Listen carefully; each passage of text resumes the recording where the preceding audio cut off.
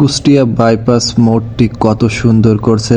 এইখানে হচ্ছে মীর মশাররফের ছবি আছে, তারপর রবীন্দ্রনাথ ঠাকুর আর লালন শাহের ছবি আছে এই বাইপাস মোড়ে। আর দেখতে পাচ্ছেন এটি হচ্ছে মেন শহরের দিকে চলে গেছে। আর বাইপাস রোড দিয়ে ওটি হচ্ছে ঝিনাইদহ সড়কের দিকে চলে গেছে। ঝিনাইদহ যশোর খুলনা যে হাইওয়ে সেই সোজা এই পাশ দিয়ে চলে গেছে। যে ভারী যানবাহনগুলো আছে এই পাশ দিয়ে যাবে, আর যাতে মেন শহরের মধ্যে যানজট না সৃষ্টি হয়, যেই কারণে এটি বাইপাসটি করা হয়েছে। এটি খুবই ভালো এটি উদ্যোগ। আর রাস্তার দুই পাশে ল্যাম্পপোস্ট লাগানো হয়েছে, মাঝখান দিয়ে দেখছেন পাচ্ছেন যে গাছ লাগানো হয়েছে।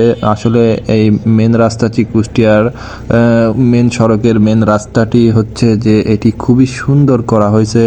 এখন আসলে রাস্তার দুই পাশে ল্যাম্পপোস্ট লাগানো আছে, প্লাস ফুল গাছ লাগানো আছে।